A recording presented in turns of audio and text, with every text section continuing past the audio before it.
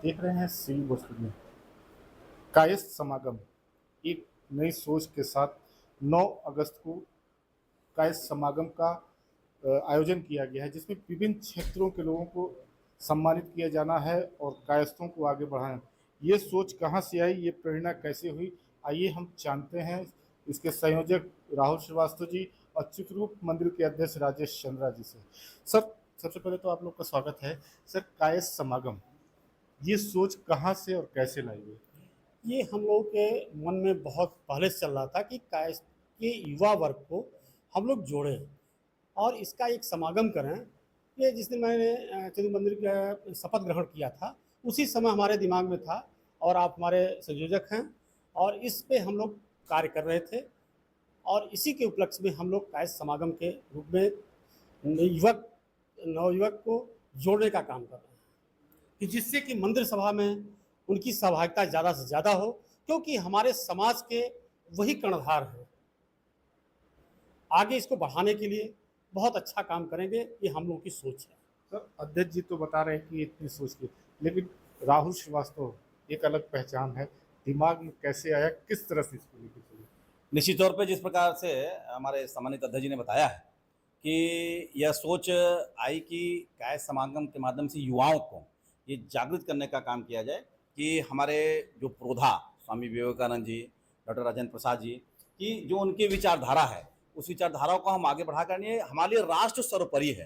राष्ट्र को हम मानते हैं कि राष्ट्र सर्वोपरि है और राष्ट्रभक्ति का जज्बा के साथ साथ समाज की जागृति के साथ साथ हम विभिन्न क्षेत्रों में जो हमारा खेल जगत है, साहित्य जगत है, हमारा जो चिकित्सा है, शिक्षा है, इस सारे प्रतिभाओं को बुला करके कायस्थ मेधा सम्मान के रूप में उन्हें सम्मानित करने का काम करें ताकि उन्हें प्रेरणा मिले और आगे बढ़ने के लिए उनका उत्साह वर्धन कर सके हम। और साथ ही साथ एक विचार गोष्ठी के माध्यम से कि वो राजनीतिक चेतना के साथ साथ उनमें सामाजिक चेतना, आर्थिक चेतना ये जागृत हो सके, इसलिए ऐसा समागम करने का हम लोगों ने काम किया। ठीक है सर, नया जोश के साथ आ रहे हैं, नई पदाधिकार कार्यकारिणी आ रही है, नया जोश है, कुछ न कुछ हर साल नया करने का विचार है कि कुछ न कुछ ऐसे करते हैं? निश्चित तौर पे समय के अनुसार ही सारी चीज़ों को हम लोग उसमें करेंगे। पूर्व में भी किया गया है और इस समय भी कर रहे हैं। आगे भी जैसा समय होगा, जिस प्रकार की योजना रचना होगी, उस प्रकार से हम उसको परिवर्तित करके और निश्चित तौर पे और अच्छा से अच्छा, बेहतर से बेहतर करने का काम करेंगे। अध्यक्ष जी, ये सोच लाने के बाद बहुत डिफिकल्ट हुई होगी किसी मेधावी को चुन के लाना, क्योंकि कायस्थों में बहुत बड़ी संख्या मानी जाती है। कितने लोगों को चयनित किए कि इतने लोगों को सम्मान देंगे? हमने काफ़ी लोगों से प्रयास किया और प्रयास के दौरान हमें 25 लोग मिले हैं जिसका हम सम्मान कर रहे हैं। उस 25 लोगों में से कौन कौन से लोग हैं? अब सभी क्षेत्रों से हैं, खेल जगत से भी है, हमारे साहित्य से भी है, निश्चित तौर पे चिकित्सा से है, शिक्षा से है और अभी जब हम लोगों ने बताया है अभी पूर्व में भी कि युवाओं के अलावा जो 2 हमारे अनुज अस्थाना जी मंत्री के रूप में और शक्ति प्रकाश श्रीवास्तव जी जो बार एसोसिएशन के उपाध्यक्ष के रूप में चयनित हुए हैं, उनसे भी निर्वाचित हुए हैं, उनको भी सम्मानित करने का कार्य कर रहे हैं। और ये तो गर्व की बात है कि बार एसोसिएशन में होना और इतनी बड़े पद पर 2 लोगों का आना, तो बहुत गर्व की बात जी, है। इसीलिए बिल्कुल हाँ, आगे चल के हम लोग ऐसे नहीं उनका उत्साह वर्धन करने के साथ साथ निश्चित तौर पे अब समाज में उनको जो प्रतिभा आई है उन्हें सम्मानित करेंगे तो उन्हें ऊर्जा का संचार का स्रोत होगा निश्चित तौर पे।